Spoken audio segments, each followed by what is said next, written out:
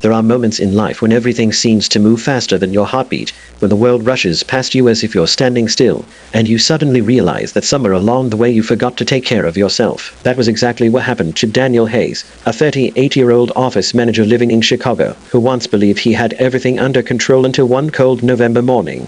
His body proved him wrong. Speech balloon if you believe in kindness, second chances, and the power of changing your life. Please like, comment, share, and subscribe. It truly means a lot. Daniel's story begins in the middle of the chaos that most Americans know too well: the endless work emails, the coffee-fueled mornings, the skipped breakfasts, the late-night fast food dinners because cooking felt like a luxury, the constant push to stay productive even when exhaustion pressed heavily on his chest. His life had become a machine, and he was the tireless engine driving it. A typical day started before sunrise and ended long after midnight, leaving no space for rest, joy, or even a quiet breath. He wasn't unhealthy on purpose. He was unhealthy by survival. For years, Daniel believed that grinding harder was the only path to success. He had moved to the city with dreams of becoming someone important, someone respected, someone his parents would be proud of. But in the responsibility of chasing that dream, he lost the version of himself that laughed freely, ate calmly, and slept peacefully. His life became a checklist of obligations, and slowly,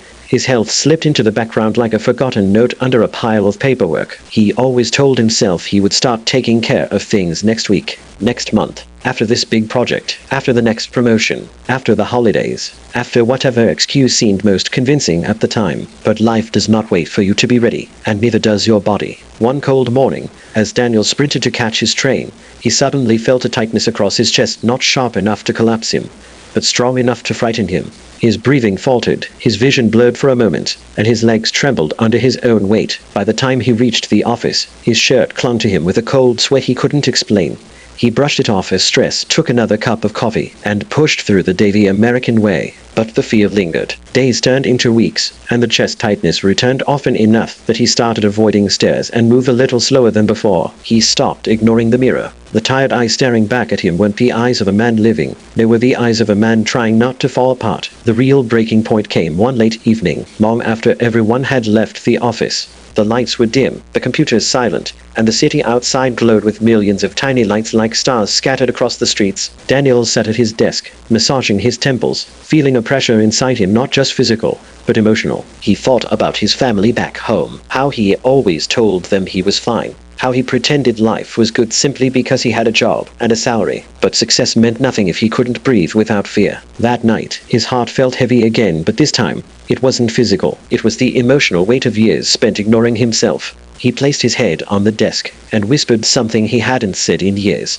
"I need help." The next morning, Daniel decided to take the first small step. He didn't run to a gym or start dieting overnight. He simply woke up 10 minutes earlier. Those 10 minutes became a quiet moment to stretch, to breathe, to feel something other than hurry. It wasn't much, but it was a beginning, a gentle acknowledgement that his body mattered too. As the days passed, he added one more small change. He started packing his lunch instead of ordering fast food. Simple meals, nothing fancy, but enough to remind him he had control over at least one part of his day. Slowly, the fog in his mind began to lift. The chest tightness didn't disappear completely, but it eased.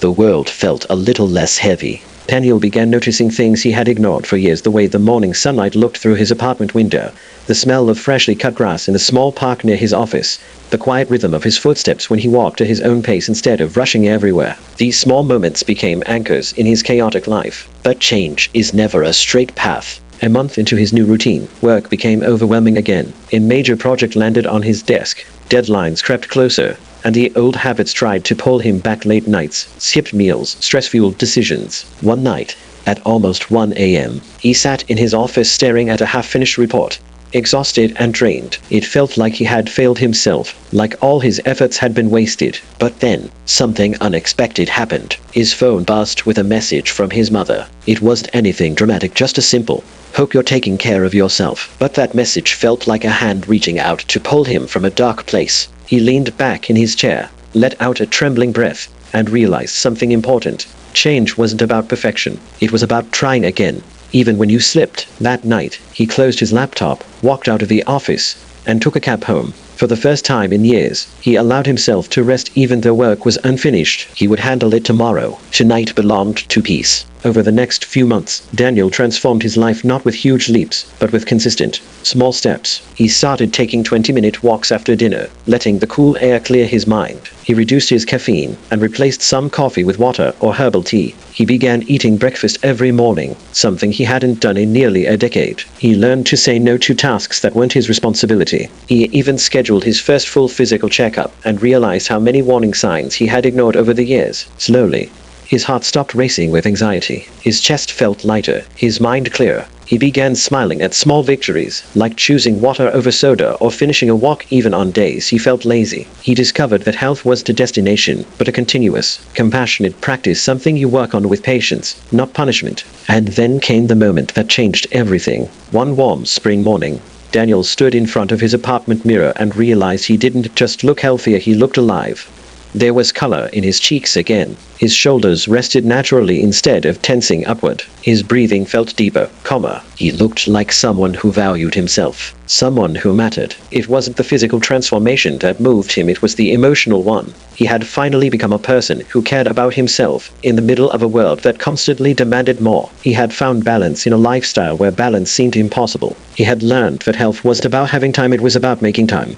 Daniel's journey wasn't dramatic or miraculous. It was human. American life was still busy. Deadlines still existed. Stress still knocked on his door. But now, he had tools, habits, and courage to protect his well-being. He had learned that staying healthy wasn't about changing your whole life, it was about changing your choices. His story became a reminder that no matter how fast life moves, your health must move with you. No matter how busy you are, you deserve moments of care. No matter how lost you feel, you can begin again with one small step, one small breath, one small choice that says, I matter. Daniel knew he would still struggle sometimes, but he also knew he would never ignore himself again. He had earned his second chance, and maybe someone watching this story needs theirs too. Speech balloon, if this story touched your heart, please like, share, comment, and subscribe. Your support helps stories like this reach more people who need hope.